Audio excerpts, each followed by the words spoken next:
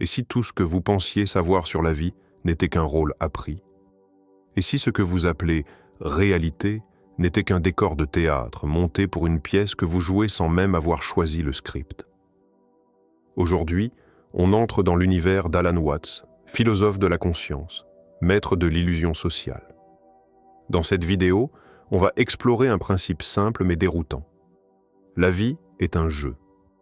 Un jeu aux règles floues, souvent imposées, parfois absurdes.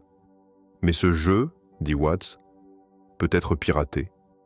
Non pas pour tricher, mais pour redevenir joueur, conscient, libre, présent.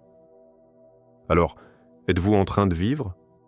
Ou simplement d'exécuter le programme qu'on vous a donné? La grande mascarade rideau, lumière tamisée, silence pesant.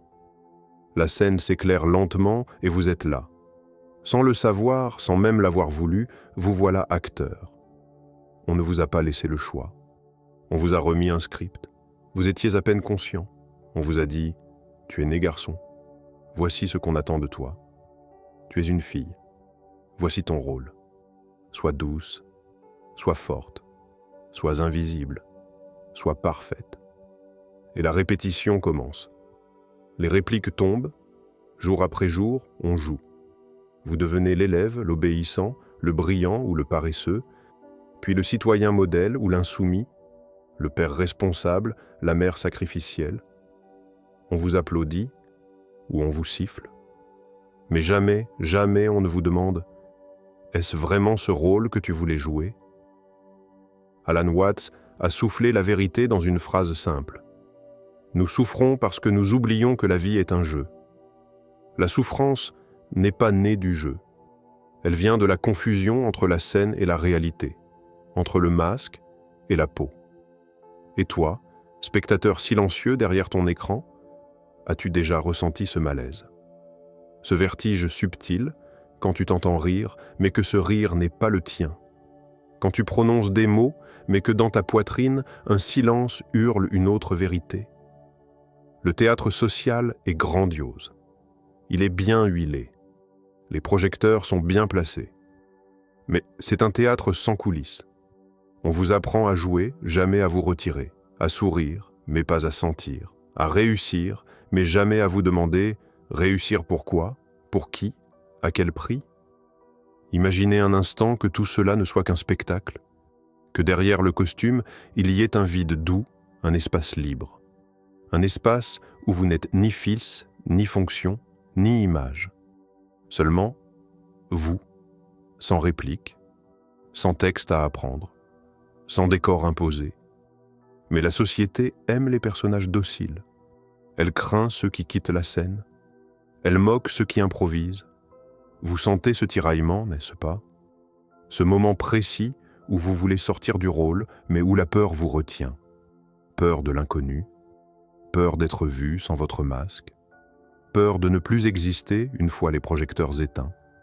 Et pourtant, les plus beaux instants de vie sont souvent ceux où l'on oublie qu'on joue, où le masque tombe par inadvertance. Un fou rire, un regard, une larme qui échappe au texte, et là, soudain, vous vous sentez vivant, vraiment, intensément, authentiquement.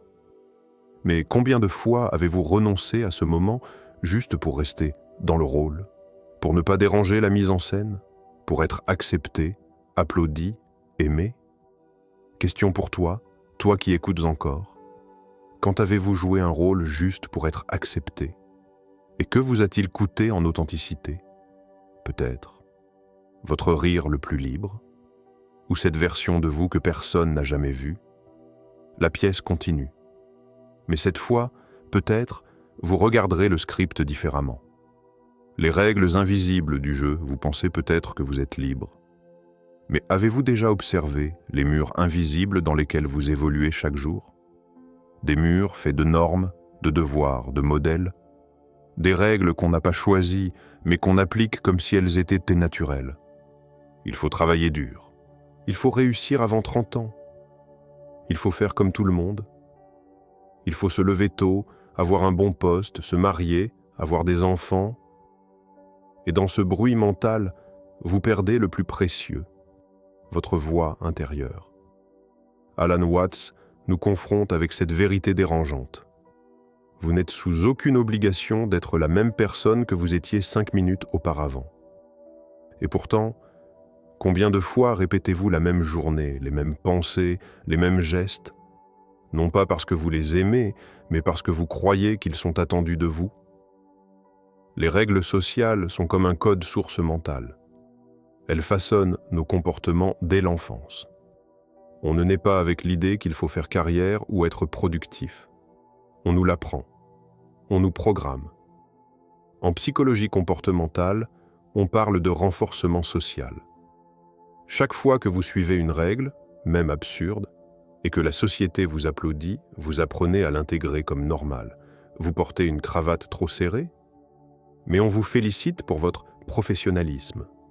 Vous souriez quand vous êtes brisé, on vous admire pour votre force mentale.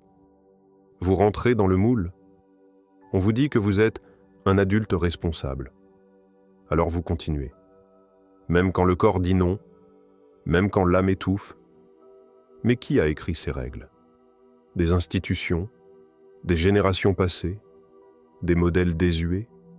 Et surtout, pourquoi continuons-nous à jouer selon ces règles, même quand elles ne nous ressemblent plus? La peur est une réponse. La peur du rejet. La peur d'être perçu comme un marginal, un rêveur, un instable.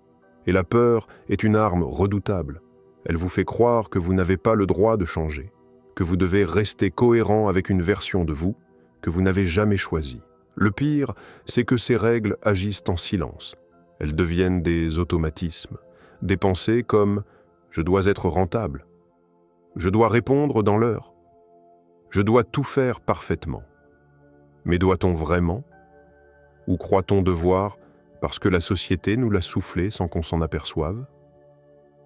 Posez-vous cette question avec honnêteté. Si personne ne vous regardait, que feriez-vous vraiment? Si aucune règle n'existait, quel serait votre rythme? Votre style de vie? Votre façon d'aimer?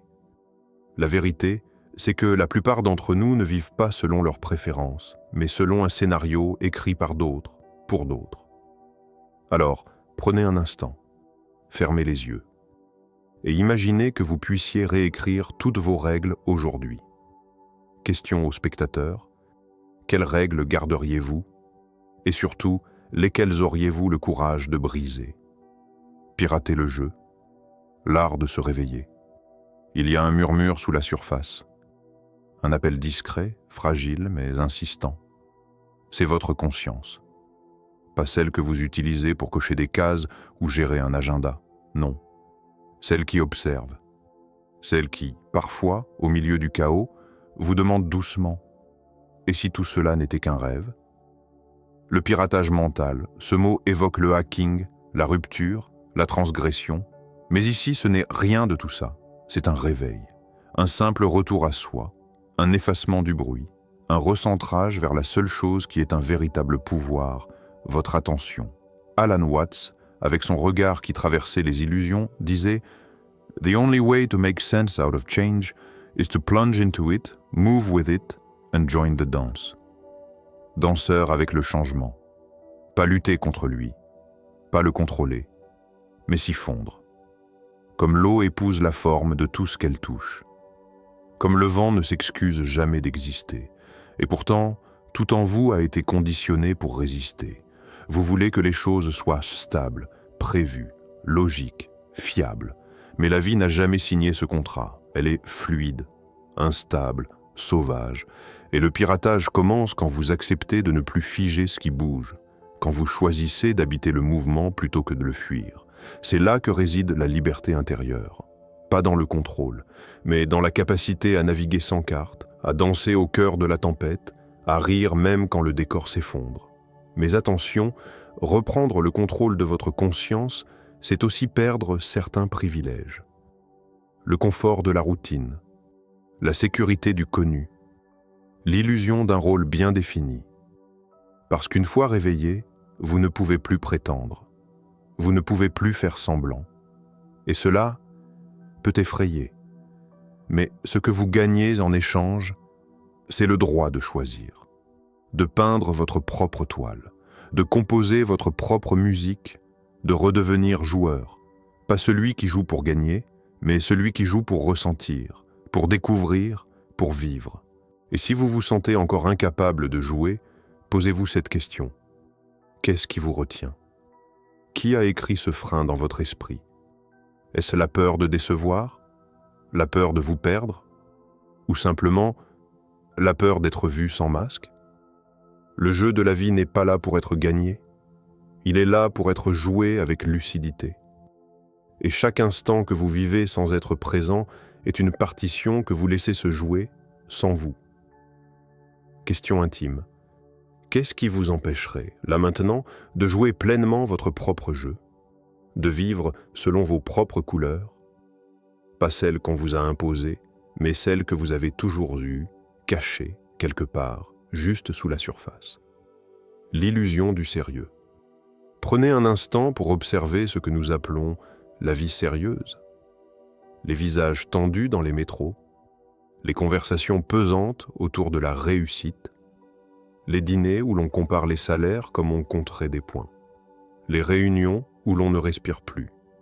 Et surtout, cette injonction invisible, sois sérieux si tu veux être pris au sérieux. Mais Alan Watts, lui, souriait devant cette comédie. Man suffers only because he takes seriously what the gods made for fun. Oui, le sérieux est une illusion, une mise en scène rigide, un habit qu'on porte comme une armure, alors qu'on est déjà blessé à l'intérieur. Car tout, absolument tout, dans la société moderne, a été recouvert de gravité. Travailler, c'est grave. Échouer, tragique. Changer d'avis, instable. Se tromper, impardonnable. À force, on vit le menton crispé, l'âme ankylosée, la joie muselée. On apprend à avancer sans éclat, sans débordement, à marcher droit, sans jamais sortir de la ligne, comme si la légèreté était une faiblesse, comme si rire était un luxe inutile. Nietzsche l'a dit avant Watts. Il faut porter en soi un chaos pour pouvoir mettre au monde une étoile dansante. Mais aujourd'hui, qui ose danser dans le chaos? Qui ose se foutre la paix? Un enfant tombe, rit, recommence. Il ne s'analyse pas, il ne s'humilie pas, il ne fait pas de story pour ça. Mais l'adulte, lui, s'effondre en silence. Parce qu'il croit que l'erreur est une faute. Parce qu'il croit qu'être libre, c'est être irresponsable. L'absurde a disparu du décor. Et avec lui, la magie. On prend tout au premier degré. On prend la vie comme un combat. Mais peut-être que le sens se cache justement dans ce que vous refusez de prendre au sérieux. Et si le ridicule était sacré? Et si la chute était noble? Et si le jeu n'était pas une distraction, mais le cœur même de l'existence?